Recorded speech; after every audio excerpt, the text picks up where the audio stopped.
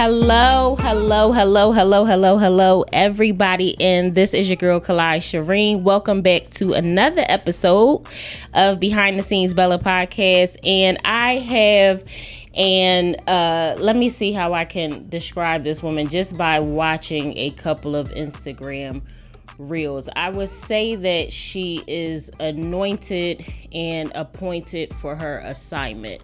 Okay, she is in the HR industry. And for those of you who don't know what the acronym of HR, it is Human Resources Department. Okay, her name is Dethra Giles. She is a 4-time TED Talk speaker. She is ranked a top 100 HR influencers by Engagely Incorporated. She is selected as HR's Gazette's HR Chat podcast. She is also top 22 most influential experts in HR and is a host of her own podcast, Happily Ever Employed. When I tell you, she has so many things, a slew of things, and y'all know it's my show. I do what I want to do, and I hate reading everybody's bio. When I looked at it, I said, this is such an auspicious display. The verbiage that's used here, I just couldn't compare. I said, I'm going to chop and screw it because I wouldn't do it the justice that it needs. But without further ado, she is merited every applause that we are about to give her, Miss Dethra Giles. Okay. So quick correction is Dethra Giles. Giles. Yes, okay, I know. The G messes people up. The G will mess you up every time. every episode, I get somebody. Okay. So Giles. I said that right? That's right. Okay, good. See, I got it the second time around, y'all. But welcome, Dethra. Thank you for coming on the show today. I'm just glad to have you here. Everything I do is impromptu, so nothing is scripted here. We don't do, I like people to see growth and development. That's the biggest thing with podcasts. So I do everything off the cuff because I like to get to see the evolution and conversation with talking to people and see how it naturally flows, okay? I love that. Some people, we come in with scripts and publicists and ask this and don't ask that. Well, this ain't the show for you because I don't like folks that do that. Y'all know that. So we come on here and we make sure it's real, raw, and relevant for y'all so that we have the right, depiction of what needs to be said. So my first question to you is, are you married? I am married. I've been married for 22 years. Oh, see, I felt it in my spirit. I felt it in my spirit that you was living right. Okay, 20. Didn't I tell y'all she was anointed and appointed? Dethra is living right out here in these streets. 22 years. How did you do that for 22 years? Oh my gosh. So it's definitely a science. There's an art and a science. Uh-huh. And I did a reel this morning talking about how people think they see things, they think it must be easy because it looks easy. Oh yeah, no. Here's what I tell everyone. Everyone does not have the grace of God to be married. Mm-hmm, and there's a grace that comes with being married that you need on your life to navigate it. Yes. And so it's communication, the things you always hear. But it was funny because I remember a couple one time that was struggling. They came to my husband and I and said, can you all come over and counsel us? Okay. Because the husband was having a difficult time. His wife was starting to be successful. It wasn't sitting well with him, right? And so he asked my husband, you've seen Dethra go from employee to the highest level in the corporation to leaving that and being a successful entrepreneur. How have you navigated that? Right. He said, because our relationship is not based on love. It's based on commitment. Mm-hmm. And he was like, the love is secondary. I committed to being her husband, and I'm going to do that. And love is secondary, and it's great that we have it, but the first thing you have to do is commit. Right. And so our relationship is based on a covenant and a commitment, and that's what we go to even when we don't like each other. See, I knew she was going to be in it. Y'all know. See, she rolled right into it because we got a chapter and He Can Be Faithful called Commitment versus Covenant. And you already in it. See, people don't understand there's a difference when you just commit to a situation and when there's covenant and actual God ordained fellowship and community, meaning that we going to go through this thing, rain, sleet, hail, snow, we here, and this is it. We can't be movable in no way, shape, form, or fashion. Absolutely. But the grace that you mentioned, everybody has enough grace. The Bible says it's according to their gift. Mm-hmm. So that means that you must have a magnanimous gift because 22 years worth of grace that ain't just handed out down at the local swap meet. I know, right? I will say we both have grace. First of all, my husband has the patience of Job. Okay. His name is Frank. Okay. And they named Shout out to Frank. Shout out to Frank Giles. Hey, boo. But he has here's the truth. When we met each other, I said, I am never getting married and I am never having children. And wait, why? Because my upbringing, I didn't see functional relationships. And what I saw was dysfunction. I saw physical violence, not any one particular person being abused, but I saw couples fight.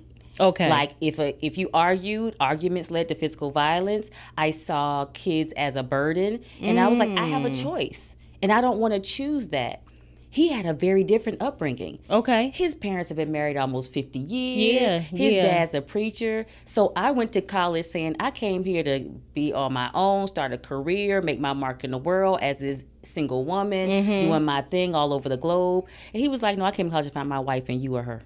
Oh. I was like, Okay, so change that trajectory real quick, Frank. Look, let her know where she going. Okay. Listen, and I was still like, Literally, we were at, he's in the fraternity, he's an alpha. We were at one of his parties. I'm coming in, there's a guy behind me. We're walking in the door together. And my boyfriend, my friend at the time, I thought he was my friend.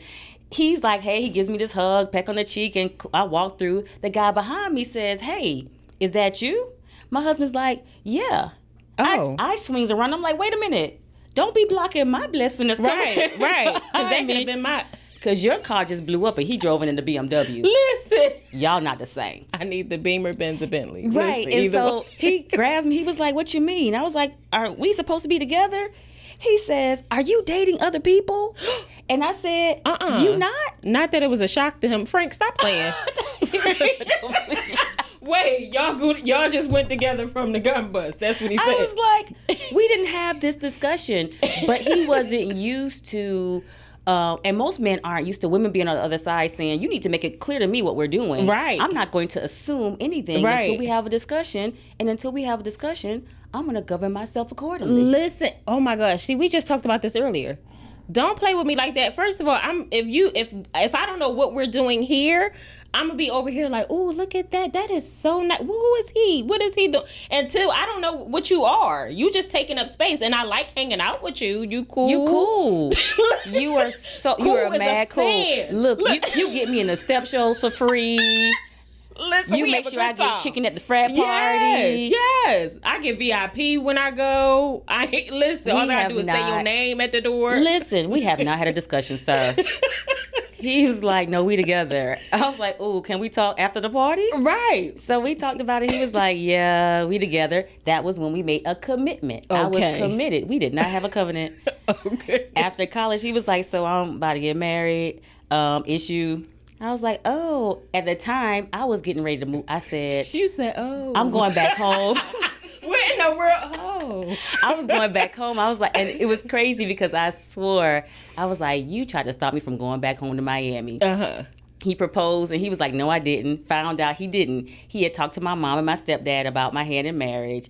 Oh. And yes, he's old school. My father-in-law is 96 years old. Okay. So he was raised by a different generation. Yeah, completely different. Very different. Oh, yeah. I'm talking about the very first major argument we had in marriage was my tire blowing on the way to work. I got out, changed my tire, and I came home that night and told him that I changed my tire. Oh, you were in complete violation. He was livid.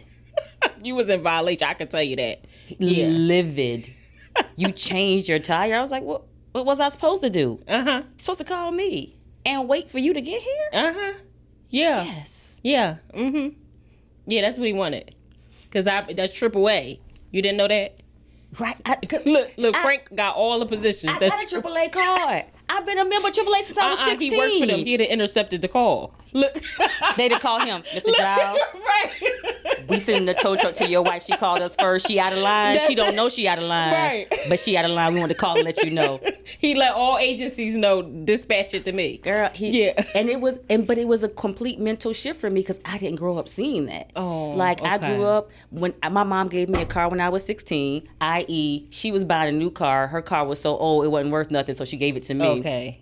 Well, how long it drive for it? Look. That day drove forever. Listen, but in order to get the car, she made me go outside and show her that I could change a tire and change the oil. Mm-hmm. And that was how I was able to get my car. I grew up the same way, though. My stepfather, he's from Alabama. God rest his soul. My mother has passed just this last year, too.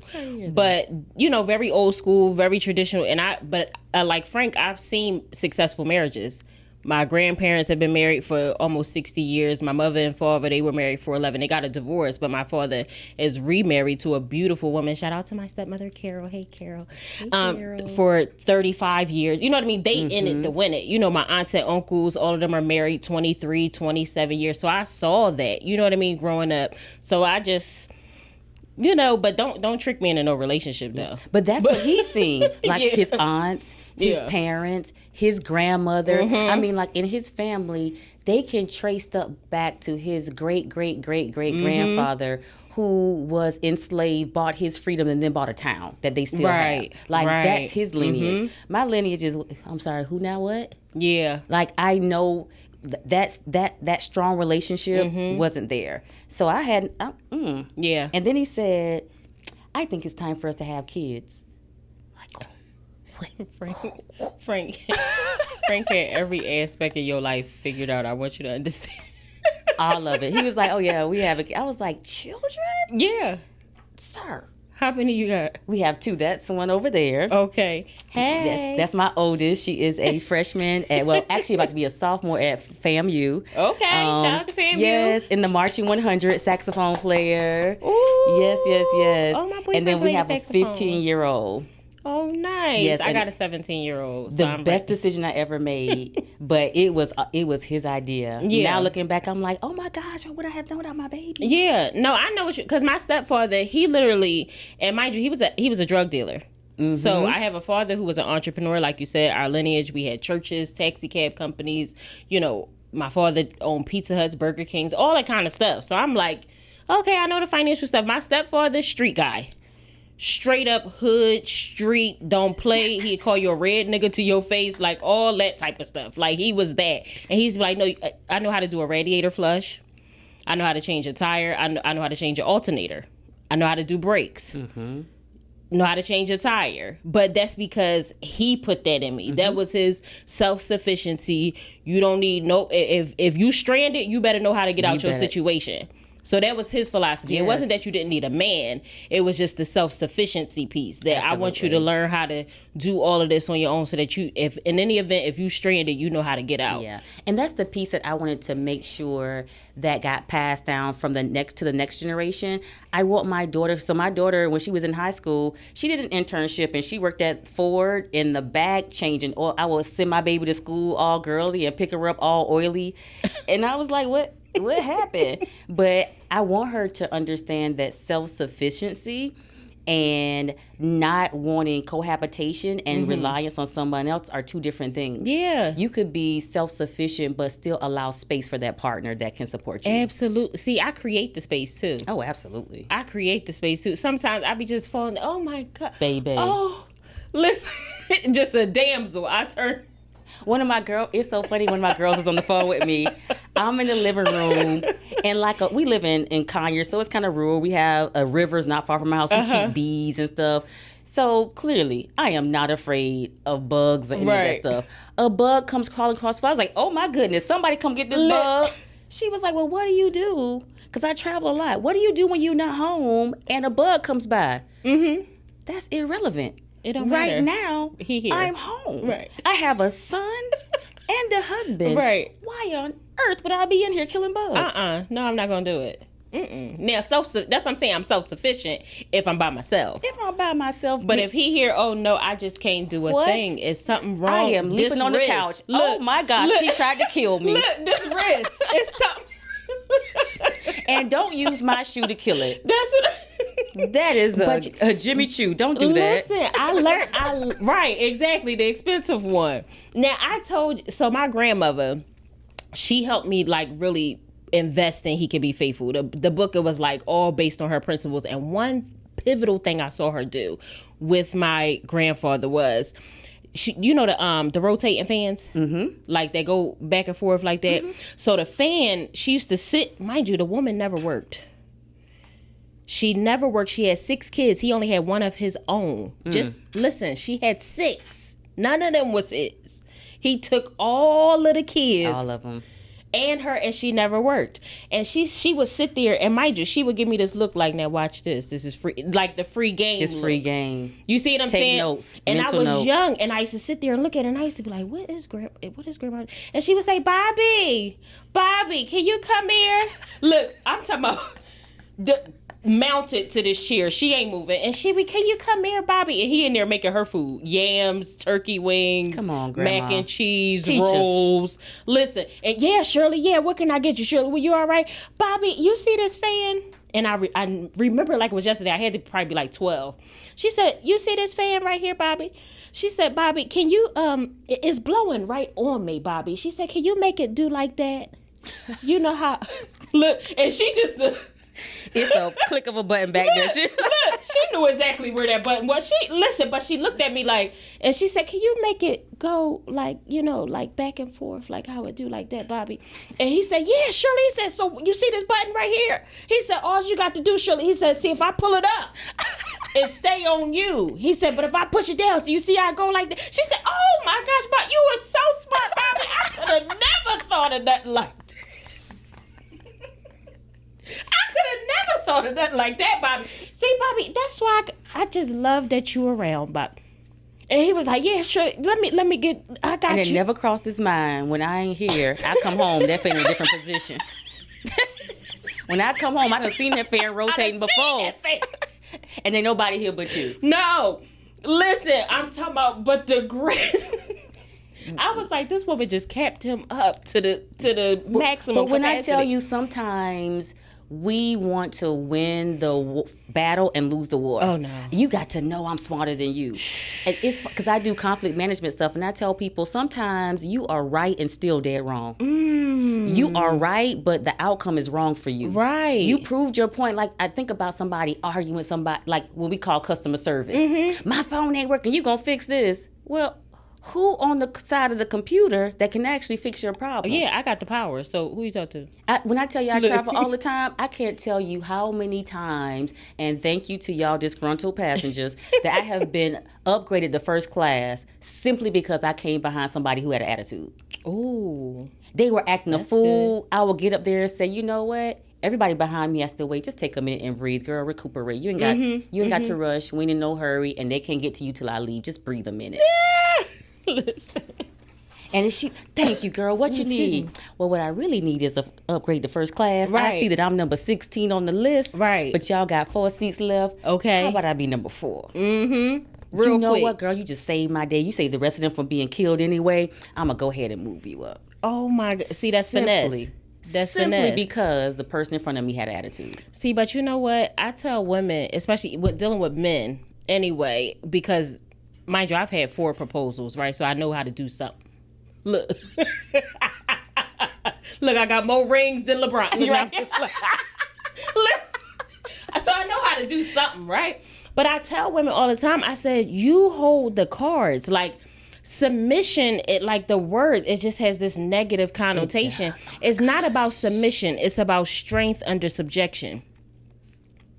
Now catch that, y'all. It's about strength under subjection. Absolutely. That means that you are the head and you running this entire show, but I'm putting this under subjection and letting him feel like he is the one navigating this entire thing. And here's the got you. I think it gets so messed up because we don't recognize that it's mutual. Oh, yeah. Like, my son is convinced that I can make my husband do anything. He is convinced. Now, mind you, my husband is nearly 6 feet tall, 200 some odd pounds. Yeah. I am 5'6" and a half, 130 on a good day. Oh, yeah. I can't make him do anything. But my son will come to me like, Mama, can you tell Daddy? And I'm like, Daddy's a grown man. He was like, but he will do whatever you say. Yeah. I can inspire him to do it. And my son knows this, despite the fact that I physically and literally cannot make him do anything. My son is very clear. If you want Daddy to do something, ask Mama. And the truth is, if I go to him and say, go and do that, he's gonna do it. Oh, he's gonna do it. Yeah, bottom line. But that's because the delivery is done in softness, is done in, hey babe, listen.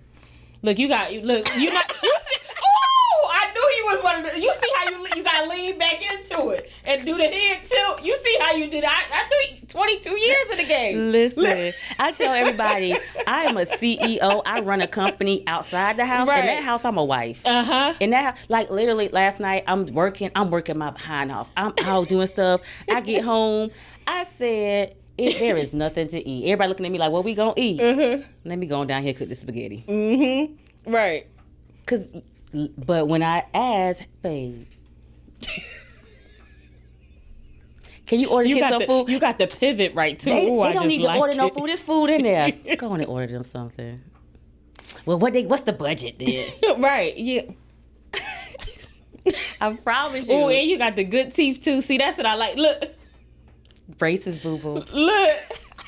Well, I ain't had no braces, but look, I know they pretty. Look, look. You. Come on, babe. Don't trip. Go on and get it. With an attitude, all right, then I'm going to get it. But they eat out too much. I know. It's just for the night. It's just for the night. Look, it may be tomorrow. It's going to be tomorrow, too. They ate out last night, but they need something different. Right. That Mexican ain't sit right. Yeah, and you know, everybody tired. We ain't did nothing all day. But, you know, we tired. Been home all day. We've been home. Yeah. Playing them video games rough. Yeah, it's a lot on me right now. Yeah. Come on and Uber Eats that. I hope y'all picking up what she putting down, okay? This is game at its finest. I'm telling you, because it has to be a certain, when I say science, like you said, it's a certain art and science to it. Like, this is really a craft. And I tell people, okay, manipulation is real, but you can manipulate something for good too. You know what I mean? So it's like, yeah, I can change the outcome of what his responses would be, what his actions would be, but it's for the greater good of the entire house. And what I tell, even when I work with my clients, I tell them there's a difference between influence and manipulation. Right. Influence is using your power to get someone to do something that they agree to do. Manipulation is getting someone to do something that they don't want to do and is not in their best interest. And it can cross over, but what I use with him is influence. It is to his benefit for me to be happy. Look, I say inspiration. Look, I just inspired. Listen. Look, I sparked it in him and now he's just... Listen, the grass you cut, chef's kiss. I know. This is why we don't hire anybody else to cut that grass, because no one, despite having done it for 85 years, can cut the grass the way that you... Just like you do. I mean, my God. Look... I hope y'all hear this show. It's the tone too. You hear what I'm saying? It's the tone. You gotta bring that thing all the way in. But men, mind you, it's like they enjoy it. That feeds them. It's like their responses to that type of talk, that type of presentation. And girls be like, "Oh, I ain't doing all that." Oh, girl, shoot, baby, I'm a butter a biscuit in a minute. Listen, with the good butter too. What's that called? The Greek gold. Or I'm going to get a whole, I'm going to lather it on there just with the garlic and herb seasoning and everything. This is from a goat milked in Ireland. This is that butter. Listen, sir. I'm fresh churned. But you know what I tell people? Be with someone that you mean that for. Right? Because when I tell my husband, you are one of the you are the smartest man I know. Yeah. I mean that. Oh, yeah, no, sincerely. Like, your grandma meant that. Like, I ain't so crazy that I can't push that button. But she really did think your granddad was smart. Like, I ain't so dumb that I don't know to press that button. That's buttering you up. But the truth is, I really do believe you are a smart man. Right.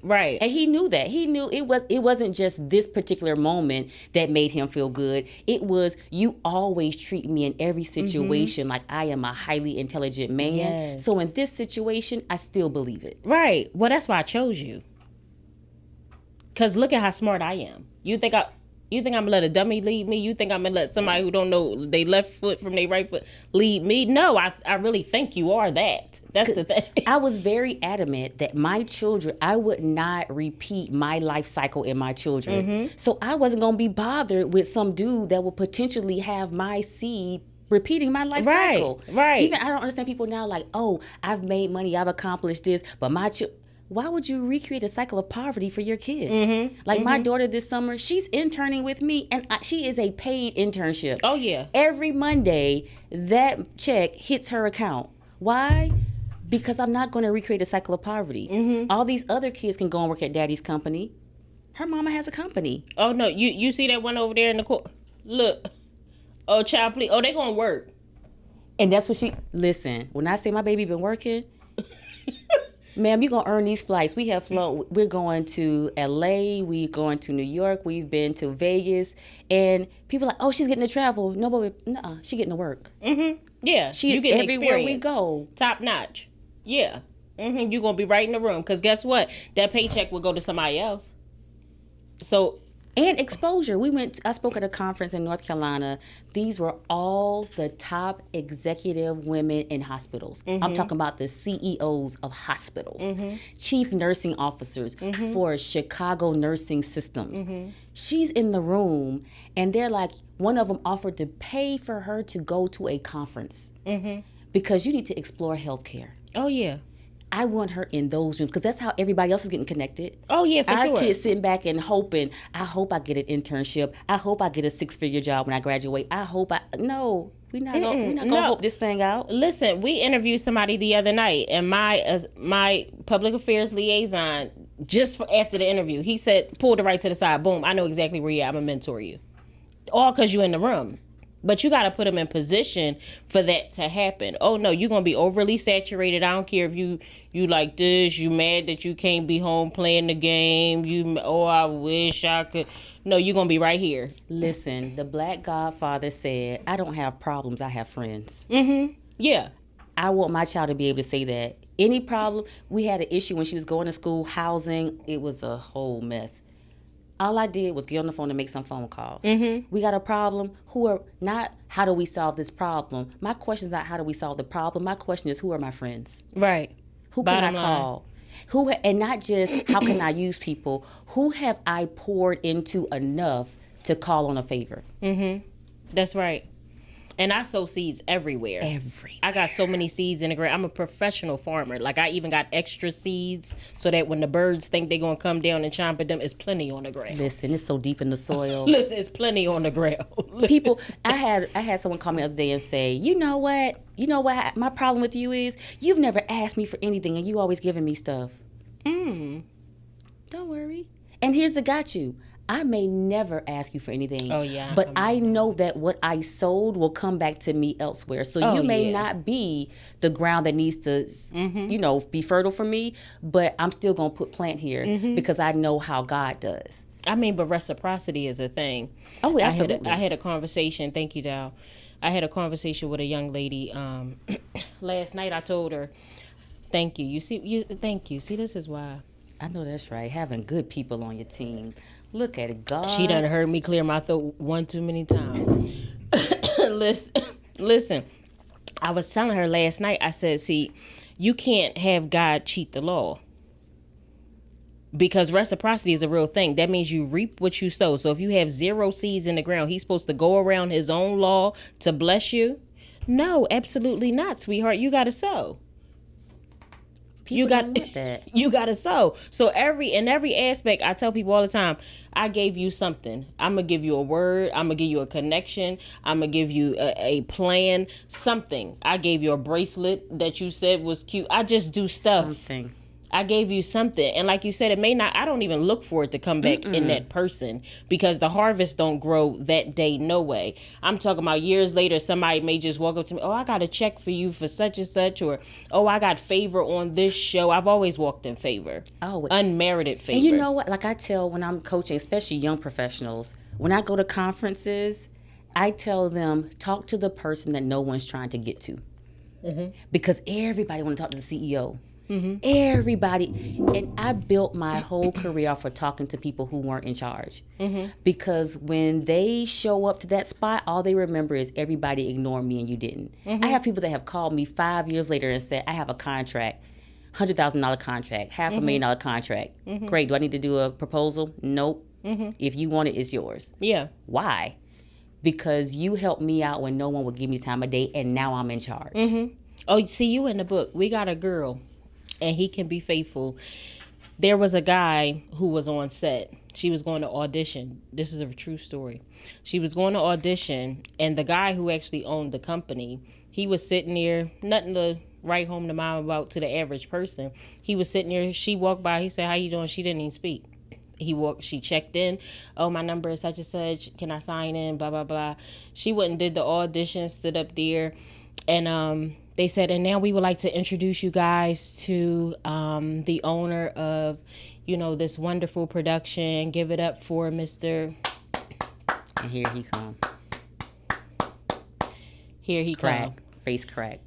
So, mind you, and she would have gotten it, because what he told me, I got friends behind the scenes. This is why we do behind the scenes, Bella. I love people that are behind the scenes of brands. He told me, he said, immediately after, she came up to him and was like, "How are you?" She was the first one. "How are you?" "Oh my gosh." She said, "Don't speak to me now." And I'm talking about salty. You a saltine cracker now. Go sit down, because you you done blew your whole opportunity. You see what I just sponsored a expo, Sisters in Business. And mind you, I walked in, I'm sitting of course I'm at the VIP table, so they figure the person, she's somebody, but I've never seen her. I'm from Philadelphia. I just got here to Atlanta. So I'm sitting there. Welcome to Atlanta. Thank you, Dal.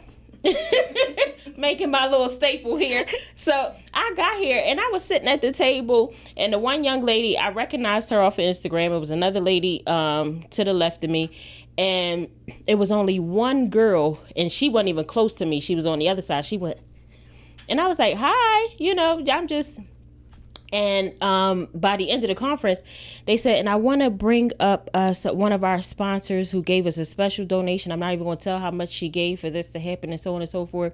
Don't you know, everybody, I got up and walked, everybody's like, "Oh, listen, my girl, ain't none of y'all speak to me." None. Let me do one better. I was at a concert, so I got to go to Usher in Vegas, but I got to go to Friends and Family night, so it was the night before the thing actually opened, so it was nothing but friends and family. I am not friend or family, so don't at me. I was somebody's plus one. Anyway, so I'm at the event. Now I'm sitting, and the person that brought me and I'm close to is very, very close with him. So we're like in the front row next to his mom and all that. Okay. So we're sitting next to the industry execs and everything. So the after party goes on. When I say I'm sitting next to the head of the music group, these people stepping over him, pushing him out the way, trying to get to Usher, however close they can get to give him their demo and this and that. And I'm like, the person... You don't give it to the talent, no way. Give it to the assistant. You need to let be me give y'all some game. Talking to, you just pushed out of the way. Uh-huh. And I looked at him, I said, "How often does this happen?" He said, "Oh, all the time." Uh-huh. He was like, "Oh, they don't even know who I am." He said, "I can't tell you how many people he said, "I can walk down the street and don't have to worry about anything." Oh, yeah. Oh, that's how Deja is. They look, Clyde, no. Listen, they be, "Oh, I want to talk to Clyde." No, you should have been nice to Deja, because now all she going to do is tell me I don't like her. It's crazy. I'm like, yo, you haven't even done your research in the industry enough to know who you need to be talking to, because he's researchable. Right. His face is right out there. He's like, no one ever. They'll treat you like yesterday's trash. Like he was in the way of you trying to get a picture. Do you think this man is not about to listen to your demo? We about to go into this club. But mind you handed it to me off stage. What am I supposed to do with this? Like, I don't think people realize that. Even when I go to conferences and people like, "I just wanted to give you my card real quick." Baby, what I'm going to do with it? What I'm going to do with this? You want me to hold it right now? Look, my hands be sweating. I need a paper towel. I don't want to hold this. I'm sorry. And I'm not trying to be smart. I don't want to hold that. And what is your expectation from this moment? What are we supposed to do? You want me to call you right now? Look, what I'm supposed to do? I don't get it. Tell me next steps. I'm interested. I'm curious. What did you think this was going to go? Right. You let me know so I could try to accommodate. I don't know. And listen to me, y'all. I'm looking at my camera. Do not tell me that you just want to pick my brain. Ooh. When that sounds expensive. Chiquita will allow you to pick their fruit for free is when I will allow you to pick my brain for free. That sounds real expensive. I work with one girl on a project, and mind you, famous film producer. Last name starts with a D, ends with a S. I say it like that. And I'm telling you, and I said, she called me on the phone. She said, I just want to pick your brain for 1 minute. Oh, girl, do you know the price when I worked with you some years ago? Damn. I get paid about $73,000 now. Back then it was $200. You said it's $73. I don't know. You said pick mine. Oh no, that ain't. I'll send you an invoice. Oh yeah. And no, it ain't, the invoice ain't gonna come from me. I had somebody call you back. The invoice will be sent, and then once it's paid and we get the check is clear, the picking may commence. Listen, pick all you want. Get your basket, get your bucket, get some extras from around the way. We will fill them. Pick all you want, but you ain't finna call me. No, For me to see my idea on your screen. No. No, I can't do it. I'm a professional consultant. I've been doing consulting the last 12 years. I can't do it. Because I'm like, when we say receipts, that's one thing I dislike about how we do urban vernacular. It goes so quickly that things that we used to say we don't say anymore, and some of it we need to keep. Receipts is one we need to keep. Oh, yeah, for sure. Because there are figurative receipts and there are literal receipts. I have literal receipts from people who have done what I said do and made millions. I had one company I consulted. They started out when we worked together as a $25 million company. When I finished with them, they were $75 million in 2 years. That's a receipt. That's receipts. And you want to, so I'm telling you that I could double, maybe even triple your profits, and you want to pick my brain for free? No. I could take you from a receptionist to a senior vice president. And you wanna no? She only had one person literally hit me with the actual pick brain line. Oh no, I get it all the time. Yeah, and that's because her and I, we were cool back then. But I'm like, that was back when I had the 2 offices on Germantown. Look, I got 16 now. And we are both in different spaces. That was when you didn't have it either. That's what I'm saying. And now I know you do. That's what I'm saying. Yeah, I had 2 offices then. I got 16 now. I don't have. Let's behave accordingly. Let's everyone behave according to their stature. Right. Don't act like. Don't do that. Bring the. We're not on the baby hoops no more. No, bring the hoop up. No, baby. The price done went up. Yeah, the price is up.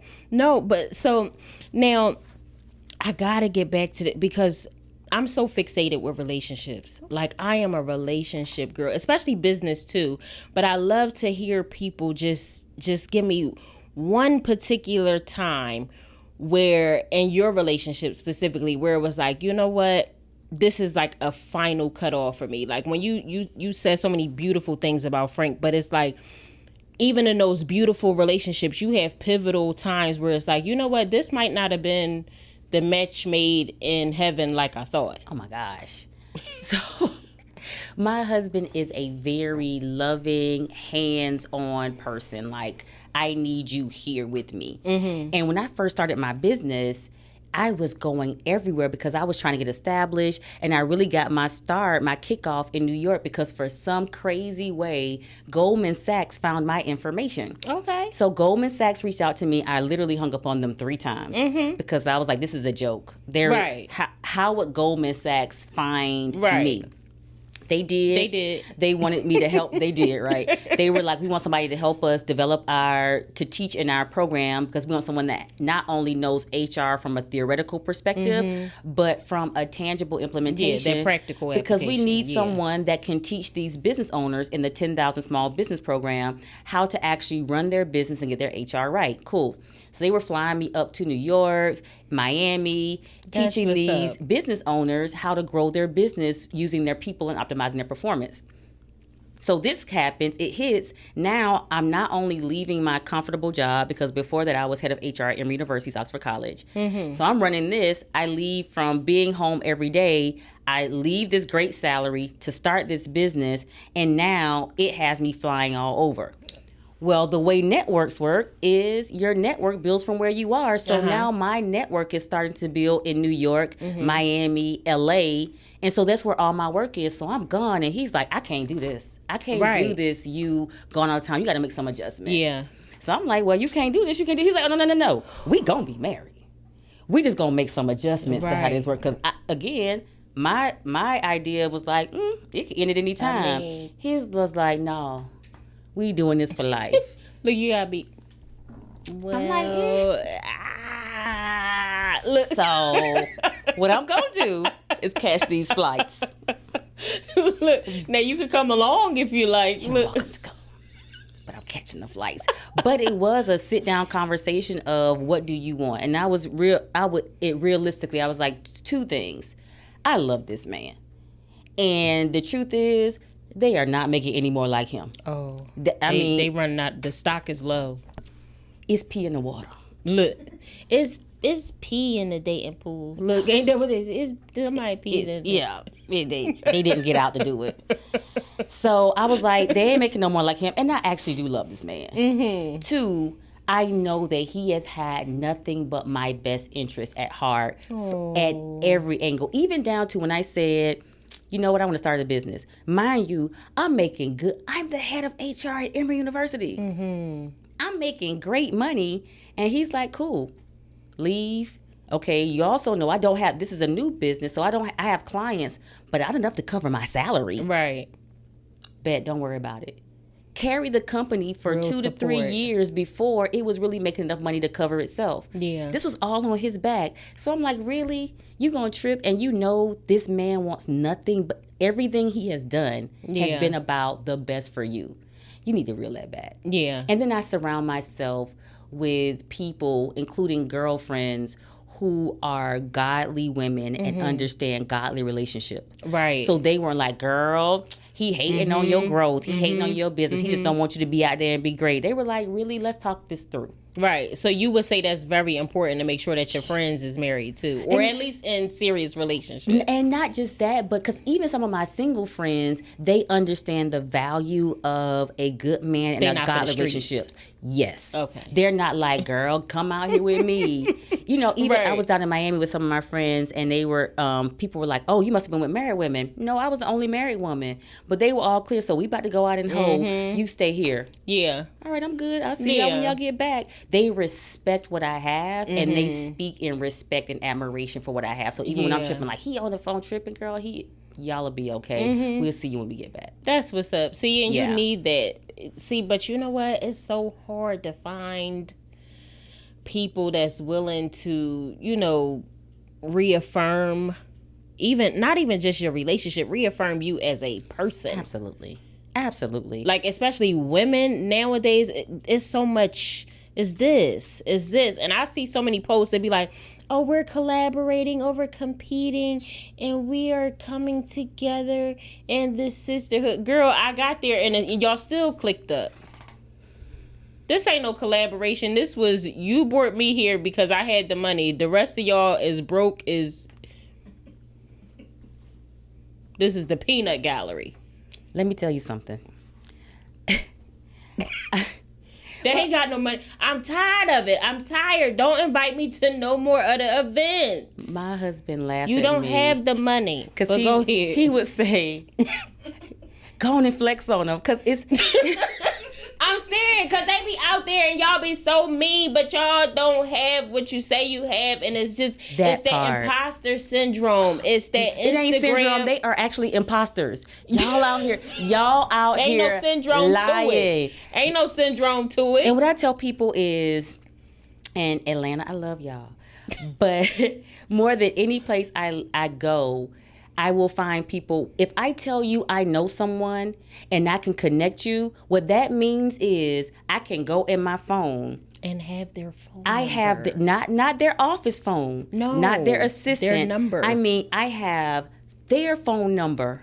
Yes. And I can connect you. Now, whether they choose to connect with you or not, whether what you need is available or not. Right. Like my friends know, Dethra, can you get me this? Okay, I got some people I can call to see if it's available. I can't tell you it's available, but the people that know me know, okay, Dethra legitimately has access. Right. Girl, I was talking to one woman here. She said, girl, I was featured in Essence. Oh, that's dope. Oh, you were? Dope. I feel like this is going left. Dope. Because me, I would love to speak at the Essence Festival and be featured in Essence. Tell me how you did it. blah, blah, blah, yakety schmackety. Turns out this heifer is in a picture on the front row at the Maxwell concert at the Essence Festival. Let's have a moment of silence. Ma'am, are you really going around telling folks that you were featured? Featured! See, not finally one day said, what's the word we say for that though, Dethra? Like, what kind of... So if she wasn't featured, then what was she? She was lying. She was she was candidate. Ma'am, in the Essence. You were photobombing in Essence. That's what happened. You were a photobomb. I mean, like, I was like, well, show me your feature, because I want to show me. Because eventually I'm like, well, because I'm in the circuit, I'm a speaker, right? I'm working with these people, and I know some people at Essence. No one knows your name. Oh no. Listen, here's the got you. My prayer partner is the former chief editor of Essence. Oh no. Girl, you know such and such. She's I keep telling y'all, it's not, y'all keep talking about it's about who you know. No, it's about who knows you. Yo, I got so many people that will call my phone and be like, yo, you know somebody named who is it? Who is that? And they be, no, you know from where? And she said she know me. Yeah, she said that she had met you at the when you went to the conference and you spoke on the... You know who she was? She was the one that gave you that card in your sweaty palms. Yeah, and that was her. That was her. That was her. And I'd be like, from where though? And they'd be like, no, I don't know who that is. But I'm telling you, I go through that in my contact list, especially people, they will try to befriend me because they see me out with celebrities, or they'll see me like, oh, you just was such and such. Oh, I seen Jock singing to you at the thing. Oh, you was out with such and such. Oh, you did. And I be like, y'all stop. I don't like that. Don't try to be my friend just because you see me hanging with them. And then not even knowing the level of access. So, for example, I said I was at the Usher friend. Girl, you know she friends with Usher. Dethra, can you get me? Now she friends with Usher. She was a +1. Stop. And I'm very clear. Yeah. I was somebody else's +1. That's how I got the girl. No, we saw you on the second row. Cause the one I was plus was also on the second row. We was all together. Yeah. I saw you in the picture with his mama. Yeah. You saw me standing next to the person whose +1 I was. Well, you know her too. We talked. Ooh. You know her too. No. So you want me to call my friend and ask them for you, who I barely know, if they could do a... no. See, but that's the thing. I actually know them. Like, I could actually call the phone and be like, hey, you know, such and such, you want to come there? And but they know that I know them, so they... Girl, let's bring in Miss Janet if you're nasty. What have you done for me lately? I don't know. I can't bring you to the dinner. Because here's the deal. Let me tell you why. Because some of y'all don't know how to act. Yeah, I don't. If I bring you, you are going to embarrass me. Yeah, I can't bring you to dinner. And now my friends got to pull me to the side and say, don't bring nobody else with you. Yeah, no, now that's what I'm saying. I might get kicked out. Messing around with you. You're not about to mess up my access. The devil is a liar. That's what I'm saying, because they're going to be like, who is this illegitimate? No, I'm risking my... As my son is a nerd, so he was like, this belligerent street urchin. Listen, no, I'm risking my seat to bring you in. I just can't do it. Yeah, but like you said, I can make but some people I won't even call and ask them no foolishness. How you just said, I will see if I can call and make a connection. I won't even call certain people and no. If it's a friend. It's a friend, I'm like, okay, because I know you. But and first of all, if I look at the phone, like, how did you get my phone number? Right. Look, you ain't even make it to me. Yes. Right. Who gave you my number? Because I'm good for that. Who gave you this number? How you get this line? Look, at my other phone, you were supposed to... That was the line for you. This is the line for other people. I have sent messages out like, I'm going to start cutting some of y'all off. Yeah. Because don't be giving out my number. Yeah. Oh, no, they quick do that. Well, Kalai, I had ran into your... No. Mm-mm. And matter of fact, they blocked too. Yeah, so neither one of y'all can Let call me back. find out. I know. No. One person hit me up one time like, girl, you remember me? You don't remember me? Girl, we met, and she said an event where I was speaking to 17,000 people. Oh, no. It was 17,000 people. Were you with Jesus? Yeah. How would He's I a friend of mine. How would I have... No, you know what gets me? I was on the front row. You know what gets me? When people say that they know people, and I had somebody recently, they was like, "Oh no, that's my guy. I know such and such." Listen, the guy called the guy on the phone. The guy said, "Who this?" Listen, he's like, "Who is this?" He is like, "Remember we met at the such and such," and he was like, "Where?" Mind you, it's on speaker, so everybody can hear. So, because he thought that it was really like about the, you know how when people confidently they confidently set themselves up. It was on speaker. So the guy was like, "Hey, how you doing?" He's like, "Who's this?" He was like, "Remember, you met me down at such and such." And he was like, "Where?" And he was like, "Remember, we sat together on the front row and you and we at the thing." And he was like, you know how like somebody pause and they really trying to muster up. Like that old man. And it started at the end. And he was like, "Remember, I had on the blue shirt." You done went. Lord, the blue shirt. You done went to about 5 identifiers, and they don't know you. They still don't know you. And they was like, "No, I had on a blue shirt with it." And the guy was like, and I think he just was over what he said. Yeah. But how can I help you though? Look, because at this point, I can't jog my memory. But what is going on? What do you want? What do you want? At this point, how can I help you? And he was like, "Well, I wanted to know if you'd be interested to work with me on a set." And he was just like, because he don't know nothing about you, with the project you talk about. I don't. But he had the number though. That's what I'm saying. He got real close. So maybe, they did have some form of interaction, and the guy actually probably did give, because he had the number to call, but the guy just for the life of him could not muster up. But you know what? That speaks another point too. I have to remind people, like even with my children, I'm teaching them the importance of maintaining your network. Yeah. Because there are people who I legitimately wanted to help, wanted to build a relationship with, and I gave you my information to do that. If you don't follow up with me, you can't call me 2 years later talking about, "Hey, you remember me? I had on the..." Girl, I don't. I'm so sorry. No. I can't. I don't. And at that time, like there was someone that reached out to me 2 years later. She wanted me to mentor her. And I was like, at the time, I had space to mentor you. Right. I no longer have that space. And for me, I take on mentors every year. But for me, mentorship is also a financial commitment. Oh, yeah. I've paid for mentors to go to conferences because I knew that was best for them. I paid for their flights to get there, their food while they were there, their hotel, and their registration. So when I take on a mentor, to me, that is a huge commitment. So when I offered it to you, I had the space. Yeah. Now I don't. I don't have the time. Yeah. I don't have it. Yeah. And so you can't reach out and like, "Oh, I got your number. That means we're close." No, that means at the time we could have been close. You missed the opportunity. You could have been great. You could have made it. And I could have got you there. But I'm sorry. You missed it. And people have to realize that just because I gave you my number does not mean that invitation is open eternally. Yeah. I mean, there's always a door that has to close. But that don't mean that God won't open it again.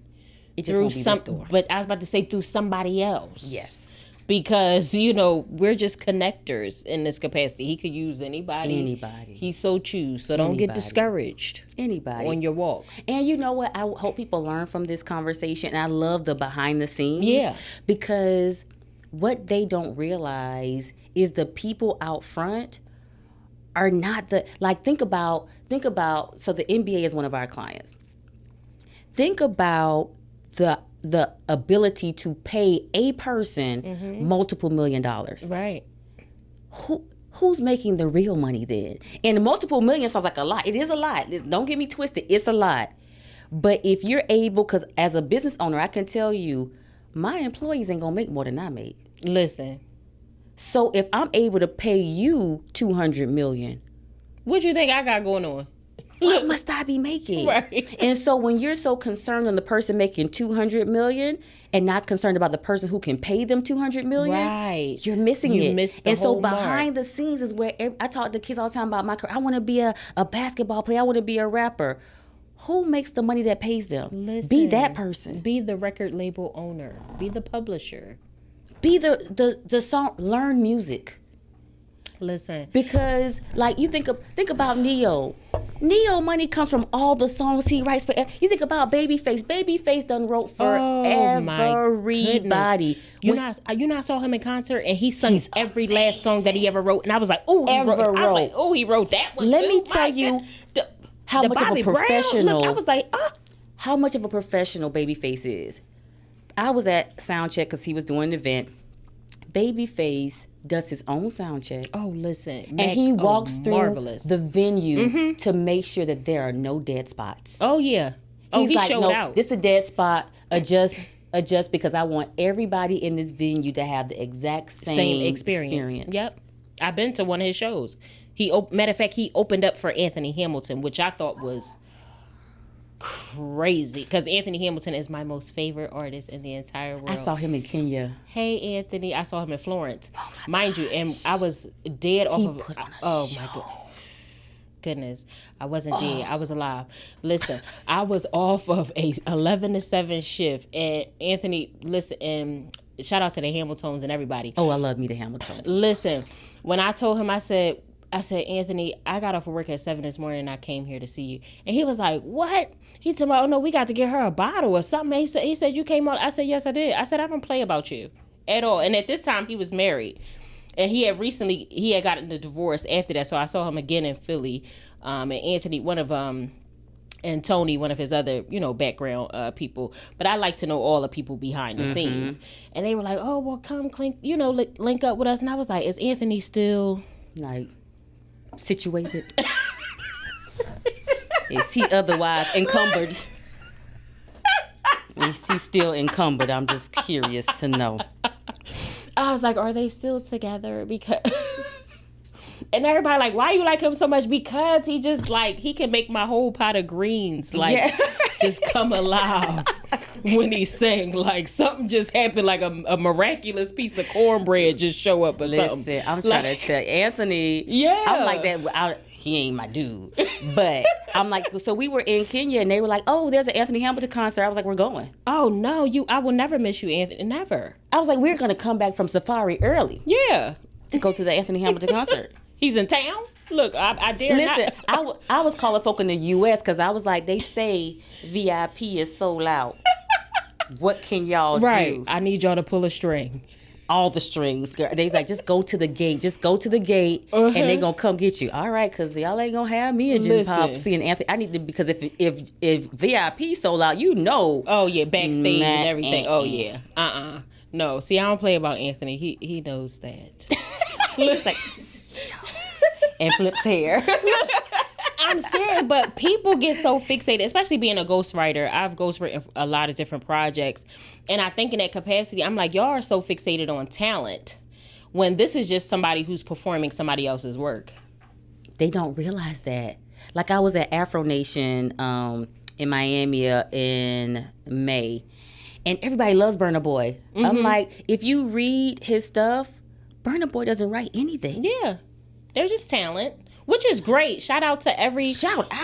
Do your thing, but manage your money well. Listen. Because Babyface can lose his voice today or tomorrow and still write. And still make millions in royalties.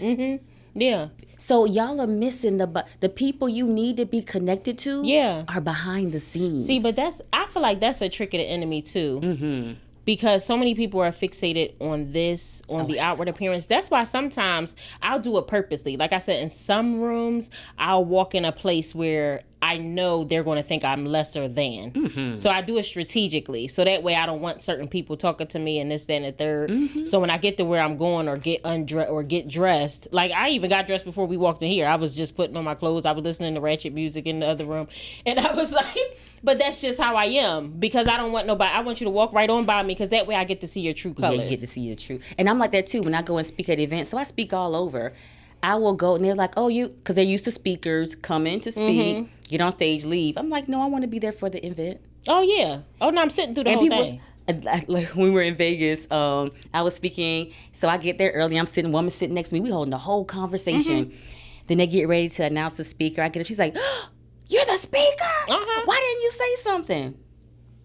Why would I? We were having a conversation that had nothing to do with the speaker. Like... it ain't come up. There wasn't a need, right? But and that's the piece people miss. Like the Bible tells you you're entertaining angels unaware. And I say it all the time, right? And you think an angel has to be the celestial body. Nope. But an angel is someone that's why they call them angel investors.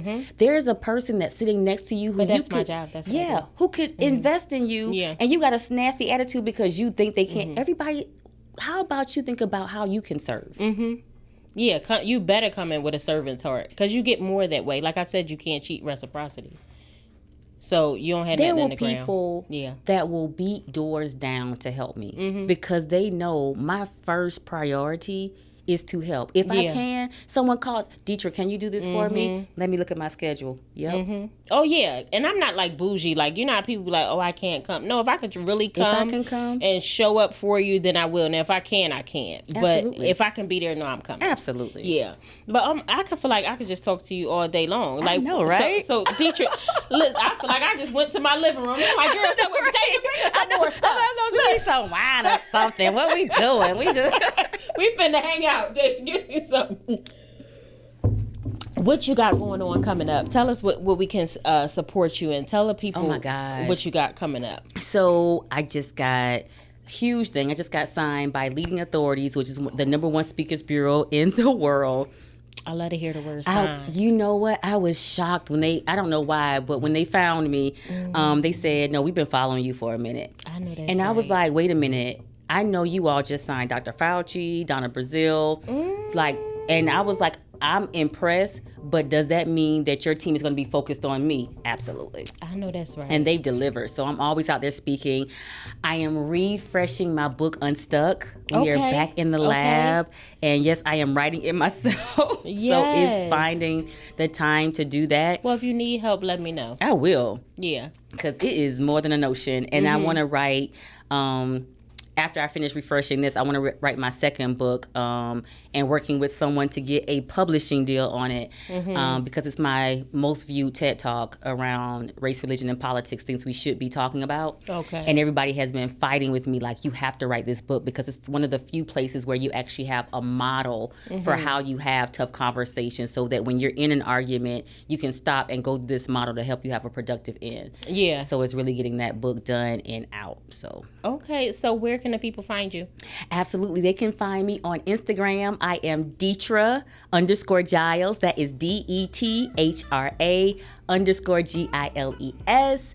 What I call my employeepreneurs. These are people who manage their career like a business because you are a multi-billion-dollar organization and your career is your product. They can find me on LinkedIn. There I am, Dethra Giles. But for my podcast, they can listen to the Happily Ever Employed podcast everywhere they get their podcasts. Yes, every platform. I love this interview. I'm so glad that you agreed to come on to the show to highlight you behind the scenes, all the work that you have put in and everything that you have going forward thus far. I pray more grace on your life because it's so sufficient by God and from just the heavens. I pray that the angels encamp all around you everywhere that you go, okay? And that shit, just favor, just walk ahead of you. Just keep on just walking ahead of you in every room.